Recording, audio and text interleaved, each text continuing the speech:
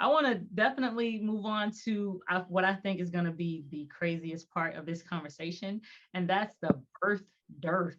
Have you guys seen that video? It's by Jane Elliott. She's talking about it, and it's quite alarming. So I'm gonna share it with you real quick.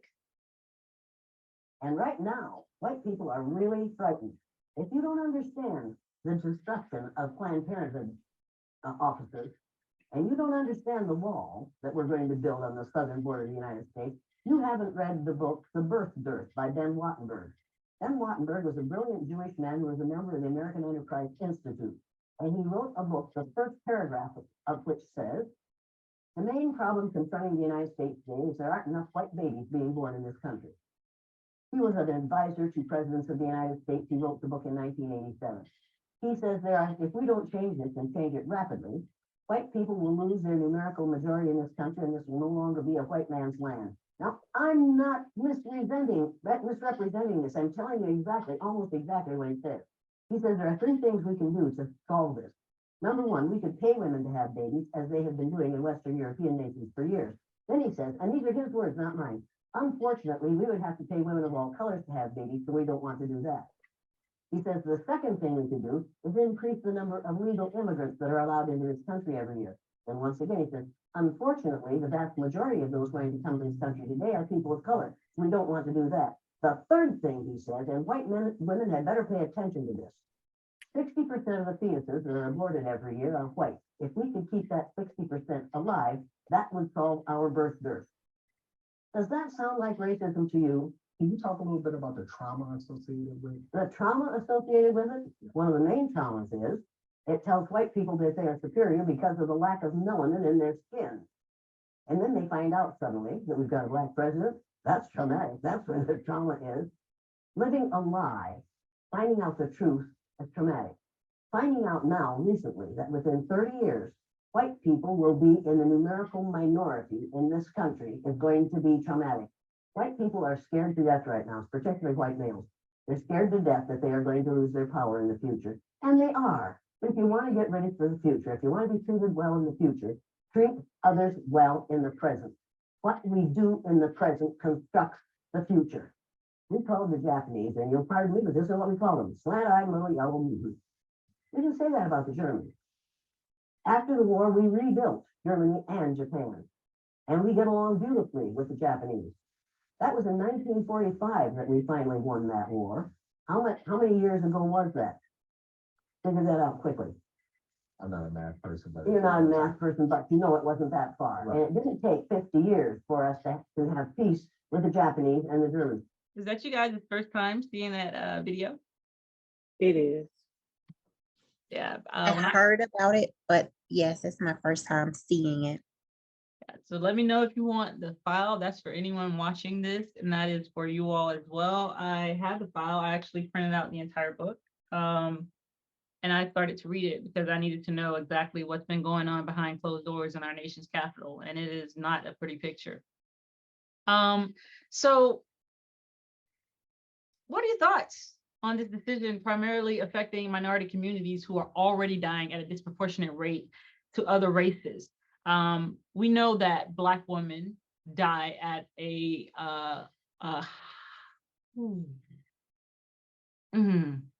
Black women are 3.5 more times to die than a white non-Hispanic woman.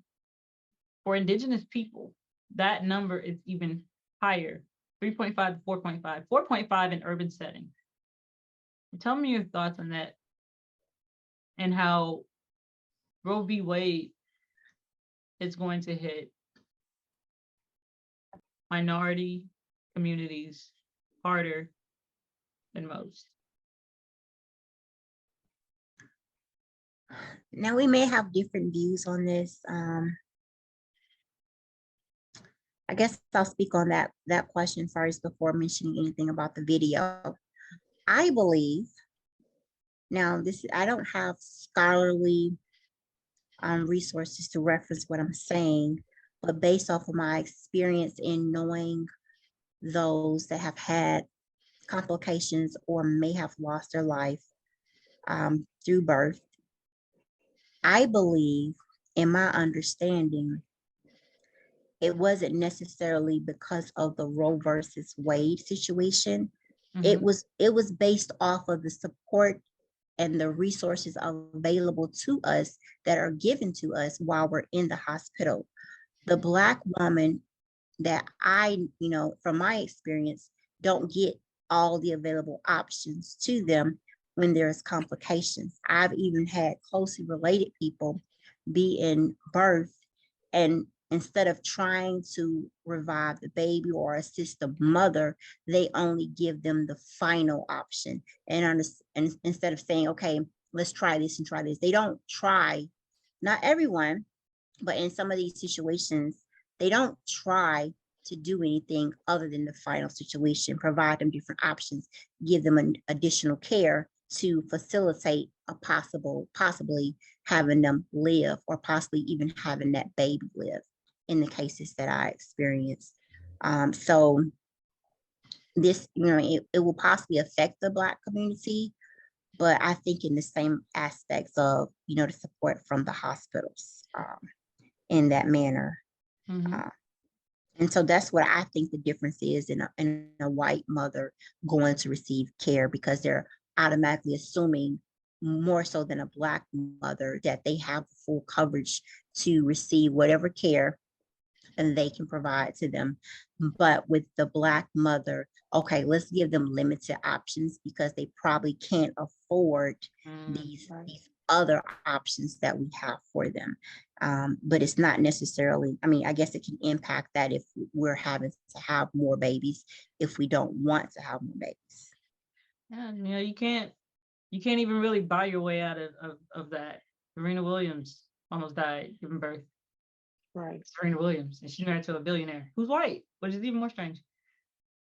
And once you have what you said, the last thing you said, once you have all of these minority, all of us, Black women, indigenous women, Hispanic women, all marginalized, oppressed women who are forced into these pregnancies and being told, even if they have a life-threatening condition, that they are not allowed to have an abortion because of a fetal heartbeat ban or a 12-week ban.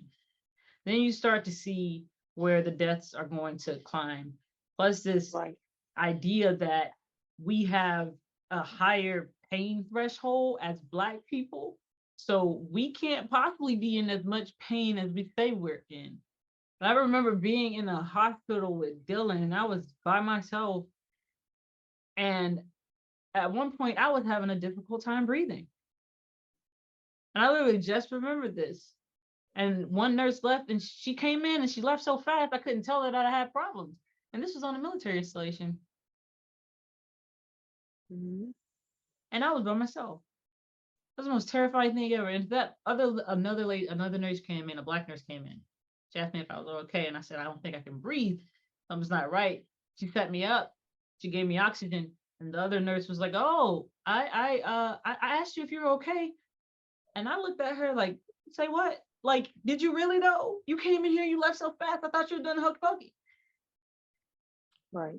And I'm just like, I don't know. After giving birth to 2 kids, I realized how blessed and fortunate I was.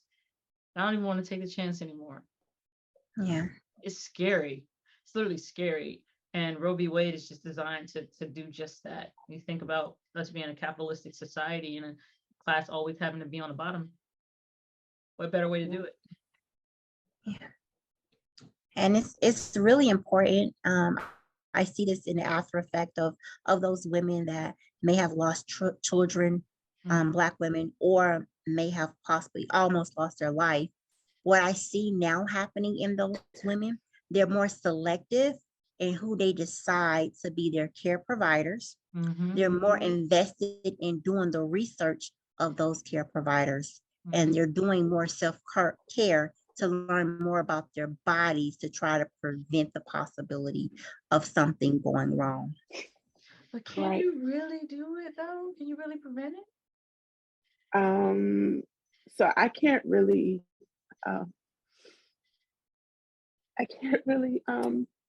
get my thoughts out right now because I was kind of one of these victims. I lost my first son due to medical complications. Mhm. I was in the military, and I would always, tell them something's wrong. This, that, and I felt like they didn't give me the adequate care. And then I would see, a white female pregnant, and things would be totally different. But here I am on the other spectrum, and I wind up having a stillborn. Mhm. So then fast forward to my son that I have now. I got pregnant, found out I was actually pregnant at 5 months with him, and they tell me we need to do a medical termination. Like, they didn't even give me the choice. My God. I was on depo, and I got pregnant with Damien. Now he's here, thank God. But they came in. I was with the Marine Corps, and I'll never forget. But they came in and said, "Hey, you're 5 months pregnant. It's in your blood work," because it kept coming back negative in the urine, and so it finally, I kept falling out of PT. So we figured out I was pregnant, and they said, but you're pregnant and you've been on depo and you've gotten all your shots, and so we need to do a medical termination. And I was like, well, why? And they said, because he's tested positive, he's going to be born with spina bifida, Down syndrome. Like, it was just the way he was shaped and everything when they did the ultrasounds and stuff. And so I remember calling my parents to ask them, was I still on their private medical insurance Mhm. back in Georgia. And I took leave and I went home to Georgia to see my primary care manager before the military. And, he was like, no, if you want to have this baby, it could be okay. Yeah, you were on birth control, but I really think your chances are good, And so it was crazy because I ironically had two care providers to where, like, I actually did a congressional because they were trying to force me to have a medical termination, because they were like, you're just going to have this child with all these medical complications, and then you're going to want to get out of the military, or we're going to have to pay for it. Like, it was a big ordeal for me and my family. Long story short, I did keep my baby, and he actually was born, and he almost died in delivery, because the crazy thing about it, I was scheduled to have a C-section in Wilmington because I was the one that advocated for myself that they Mhm. had to give me a civilian provider. TRICARE did, and because I was high risk, and so I was supposed to have him in Wilmington, but I went into labor early, so I actually had him at Naval Camp Lejeune Naval Hospital, and when I was having him, they treated me so horrible. It was like, we told you you shouldn't have this baby. His heart rate was dropping. He actually came out gray. The cord was wrapped around his neck. Oh my. His heartbeat was already low, and like, I literally lost my son almost in delivery. They revived him, and I'll just never forget the moments of just saying so many prayers that my son would just make a noise. It was just, those 5 minutes felt like forever. Um, Even after then, he had stress on the heart. So my son couldn't go in the military because he has heart murmurs now. But we don't know if it was because of him being born and the complications and the lack that I feel of the care that I got, um, that he, had medical conditions growing up. But basically, he had seizures, I'm sorry, um, the first 6 months of his life. Mhm. And I was just like, this is not fair, because you were upset at me for standing up for something that I wanted to take a chance on, because you can love a child with Down syndrome. You can Yes. love a child that's with autism. You can love a child that's, handicapped, and that's my choice. That should have been my choice if I wanted to have my child with any of those. Mhm. And I felt like they took it away from me. But it's like, I knew another girl that was in a similar situation in my command, and she was white, and they gave out the red carpet. Oh, go on bed rest for the whole 9 months. Oh, we'll help you. Put a pillow behind her. But me, it was like, oh, we told you to get an abortion, so it sucks to be you. And I cry and it hurts because I did lose my first kid. So Mhm. I have 3 kids, but I birthed 3 kids, but I've been pregnant 6 times. So Mhm. for some crazy reason, I get pregnant, I lose a kid, I have a rainbow baby, I get pregnant, lose rainbow baby. So each one of my kids are rainbow babies. Wow. Um, I can't explain it. I was in a bad car accident when I was 16, had to learn how to walk again. I was in a coma for a couple of days, and ever since then, I've always been anemic and had some complications. And so sometimes my body just can't react well to the pregnancies. And so crazy is that I've always had a pregnancy, lost it, and had a baby afterwards.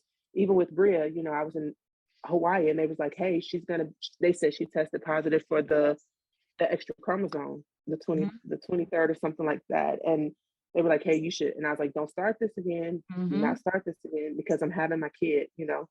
And thankfully, all of my kids are fine. You know, my son is the only one. And again, I think that was because of the lack of care that he received during delivery, but he does have heart murmurs. But my daughters are fine. I have no issues. And, you know, it's just frustrating, but it just all goes back to, I do feel like Rachel said that sometimes we as minority women just are automatically stereotyped to just, they just automatically assume we don't have coverage, we don't have, you know, we don't have good insurance. They just treat us differently, and it's not fair. Like, it's just not.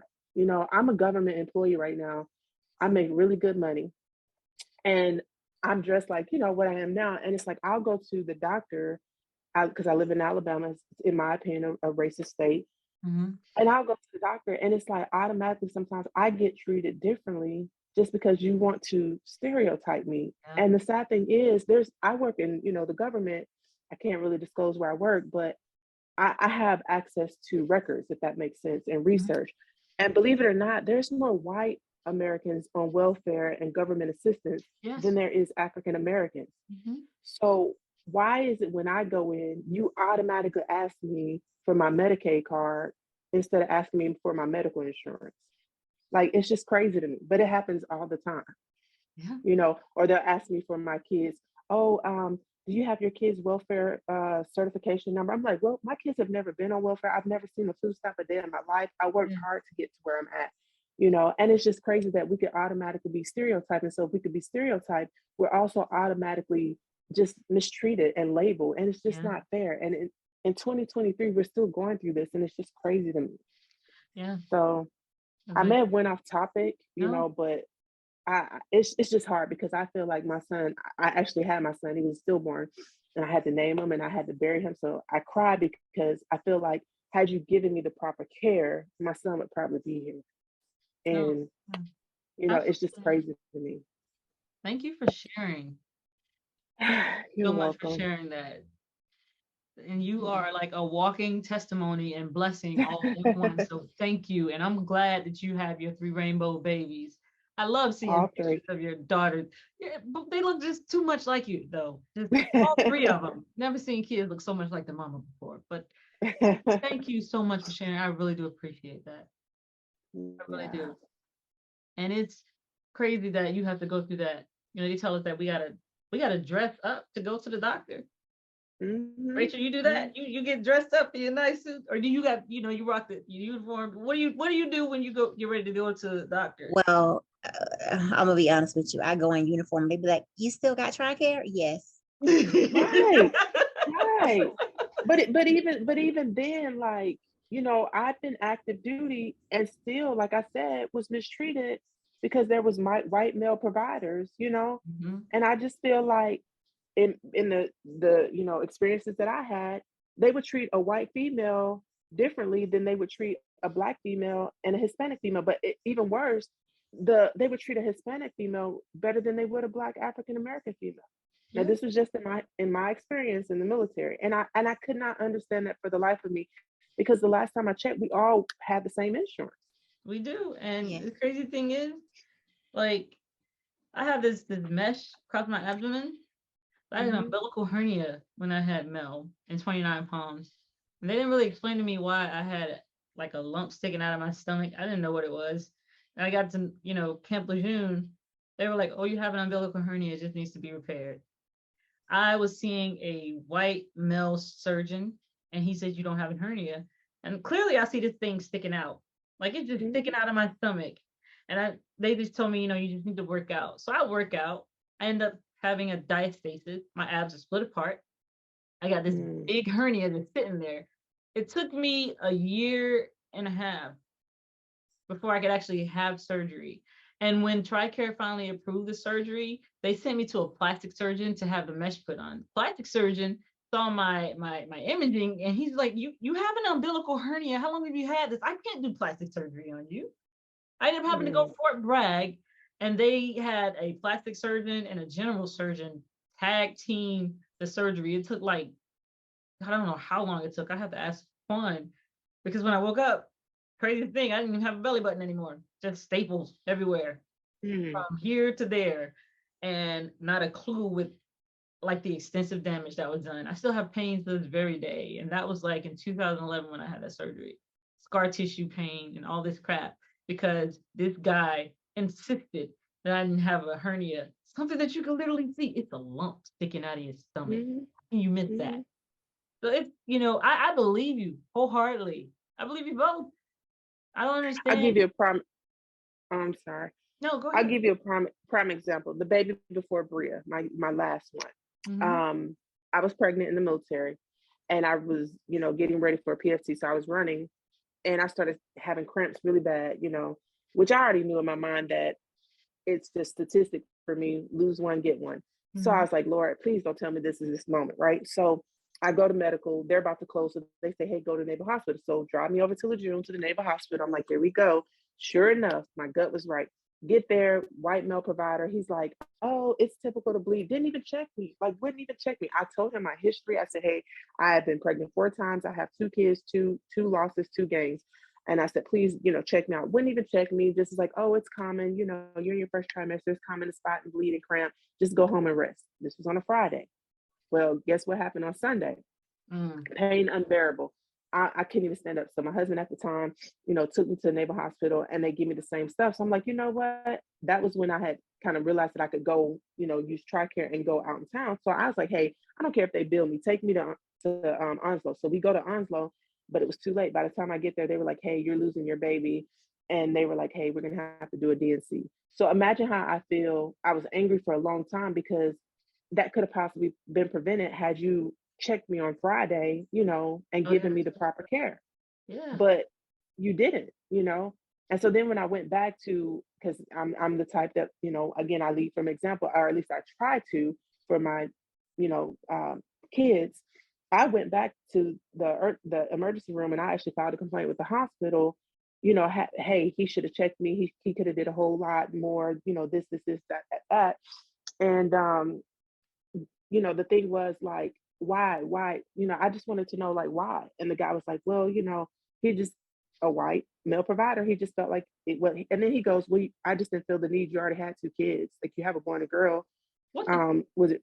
Yeah, that was his. Like, he actually wound up getting reprimanded. I don't know what they exactly did, but I know he no longer worked there when I went back. But basically, he was just like, I just didn't feel the importance. I mean, I would rather, focus my attention on someone that needed me in the ER versus someone who's pregnant with their 3rd child and already has a boy and a girl and a kid. So I was just so angry and frustrated just to go through that experience, Yeah. And I lost a kid in route. So after I had Bria, I just decided, hey, I want to get my tubes tied, because I'm good with the kids that I have, the number and everything, but I just want to get my tubes tied because I just don't want to experience any more of this, especially it's just like it just like you said, Serena, almost, even Beyonce had complications, and it's like, I don't know why we just automatically get mistreated because of the color of our skin. I just can't get it. I mean, we excel at everything else, so it's easy to just decide that. Right. Hey. And I have my own opinions, but I'll keep those because that's a whole different, subject. That's more on the racism. Show. Right. Right. That but yeah, but even with this video, it's funny and it's comical to me in a sense, that we even have that video, because it's like, this has been going on for years.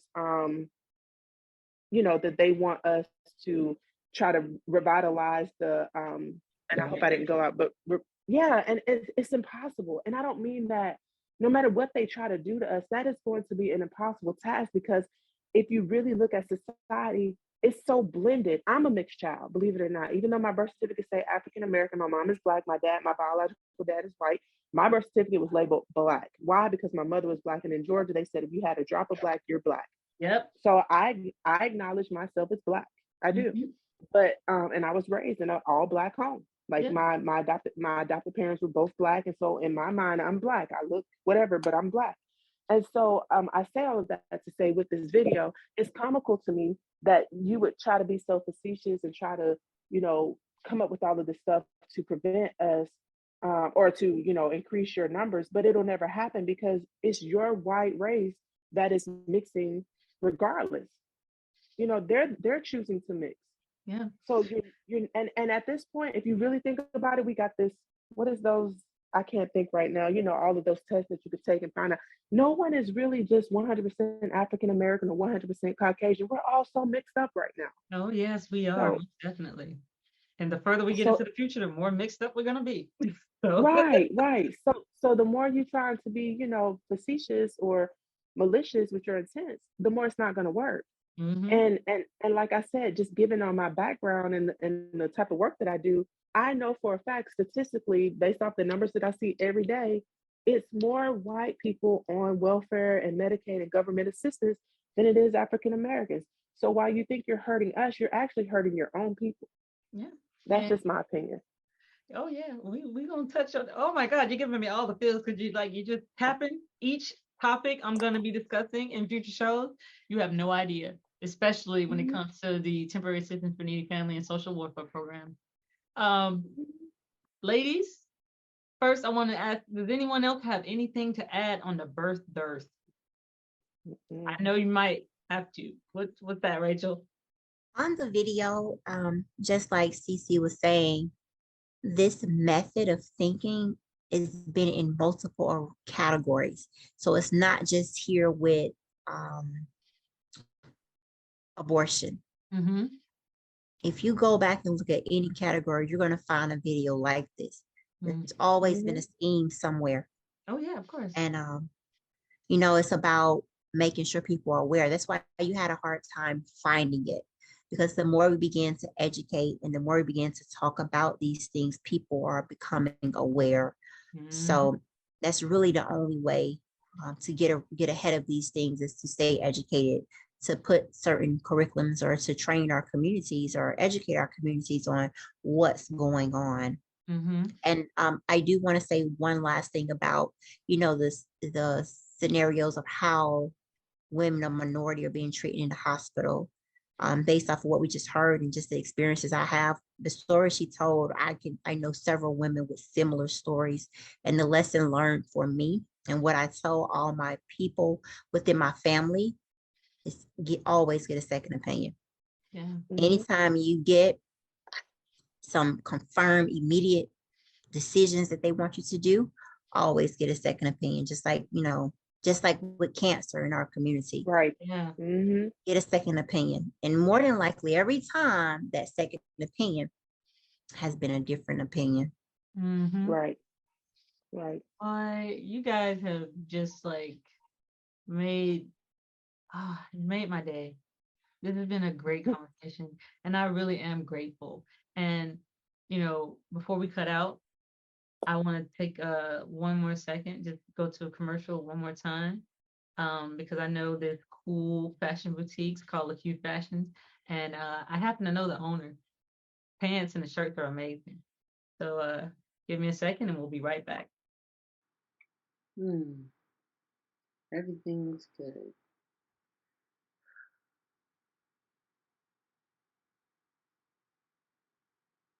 This is hard work.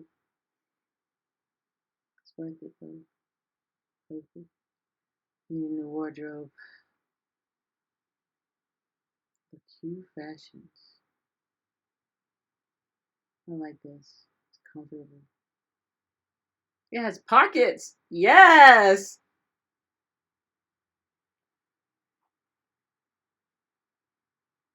Okay, I could run in these. They look so flexible.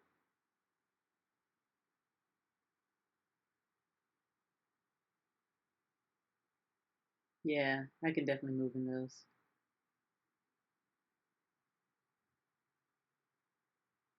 Oh my God. These look amazing. Look at that.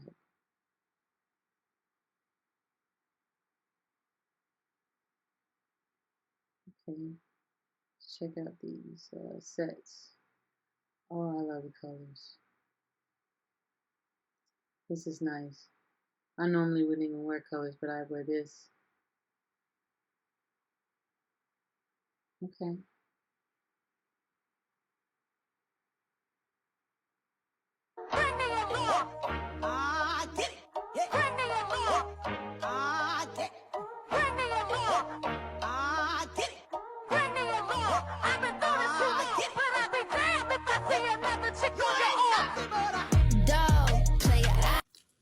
I don't know about you, but I'm shopping look you.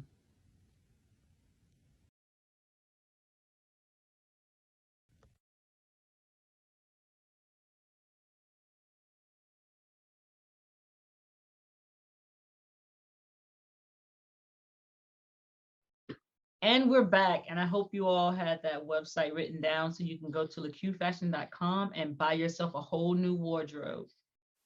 So we have covered Roe v. Wade in great detail today. And instead of taking a scholarly approach, we actually had some real life conversations with real life experiences. And I want to thank you both for joining me today or this evening in this conversation. It's not something that you can just kind of walk out and get anywhere. And authenticity and vulnerability are definitely valued here at Outspoken. All right. So what I want to do now is close this out in prayer.